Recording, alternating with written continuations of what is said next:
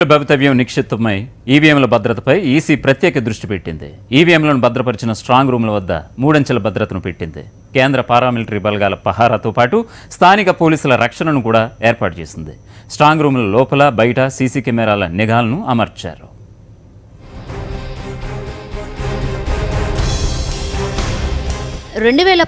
సార్వత్రిక ఎన్నికల సంగ్రామంలో ఒక్కొక్క ఘట్టాన్ని విజయవంతంగా ముగించిన సీఈఓ ద్వివేది ఈవీఎంల భద్రతపై ప్రత్యేక దృష్టి సారించారు.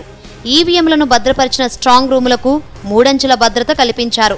స్ట్రాంగ్ రూముల వెలుపల కేంద్ర పారామిలిటరీ బలగాలను మోహరించారు. తదుపరి స్థాయిలో స్థానిక సాయుధ ఆర్మ్డ్ పోలీసుల భద్రతను ఏర్పాటు చేశారు.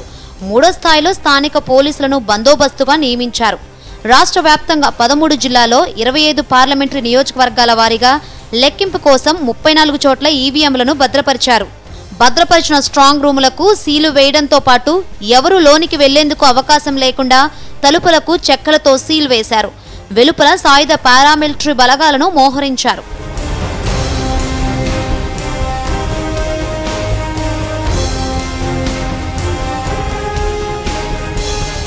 పోలింగ్ బూతుల నుంచి ఈవీఎంలను తరలించే వాహనాలకు జీపీఎస్ పరికరాన్ని అమర్చి సురక్షితంగా చేర్చారు. ఈవీఎంలు వీవీప్యాట్లను ప్రత్యేక బలగాల పహారాలో తరలించారు. ఇప్పుడు అంతకంటే ఎక్కువ జాగ్రత్తలు తీసుకుంటున్నారు. అందులో భాగంగానే స్ట్రాంగ్ రూముకు పక్కనే ఓ కంట్రోల్ రూమ్ను ఏర్పాటు చేశారు. ఈవీఎం వీవీప్యాట్ల భద్రతను నిరంతరం పర్యవేక్షించేందుకు సీనియర్ భద్రతా అధికారితో పాటు గెజిటెడ్ అధికారిని కూడా నియమించారు. స్ట్రాంగ్ రూమ్ లోపల బయట సీసీ కెమెరాల ఏర్పాటుతో పాటు అగ్నిమాపక యంత్రాలను కూడా సిద్ధంగా ఉంచారు. ఎన్నికల సంఘం నిబంధనల మేరకు రాజకీయ పార్టీల అధీకృత ఏజెంట్లు స్ట్రాంగ్ రూముల భద్రతను తనిఖీ చేసేందుకు అనుమతించారు. ప్రత్యేకమైన పాసులతో పాటు వారు వచ్చి వెళ్లే సమయాన్ని లాగ్ బుక్లో నమోదు చేయనున్నారు. ద్వితీయ భద్రతా వలయంలోకి వచ్చే ప్రతి వ్యక్తికి సంబంధించిన వివరాలను సేకరించడంతో పాటు పూర్తిగా తనిఖీ చేసిన తర్వాతే అనుమతించనున్నారు. స్ట్రాంగ్ రూముల ప్రవేశ ద్వారాల వద్ద వెబ్ కెమెరాలు, ల్యాప్టాప్ల ద్వారా నిరంతర వీడియో చిత్రీకరణ చేయాలని నిర్ణయించారు.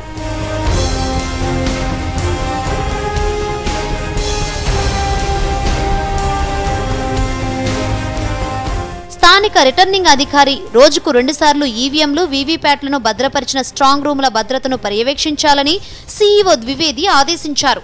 తనిఖీ నివేదికను ఎప్పటికప్పుడు స్థానిక జిల్లా కలెక్టర్కు నివేదించాలని సూచించారు. స్ట్రాంగ్ రూమ్ ఉన్న ప్రాంతంలో ద్వితీయ భద్రతా వలయంలోకి ఏ వాహనాన్ని అనుమతించకూడదని ఆదేశాలు జారీ చేశారు. మే 23న ఓట్ల లెక్కింపునకు మాత్రమే స్ట్రాంగ్ రూమ్ల తలుపులు తెరవాలని, అది రిటర్నింగ్ అధికారులు, పోలీసు పర్యవేక్షకులు, రాజకీయ పార్టీల అధీకృత ఏజెంట్ల సమక్షంలో మాత్రమే జరగాలని ఈసీ నిబంధనలో పేర్కొన్నారు. ఓట్ల లెక్కింపు అనంతరం బ్యాలెట్ యూనిట్లు, కంట్రోల్ యూనిట్లు తిరిగి స్ట్రాంగ్ రూమ్కు భద్రంగా చేరేంత వరకు రిటర్నింగ్ అధికారుల బాధ్యత వహించాలని స్పష్టం చేశారు ద్వివేది.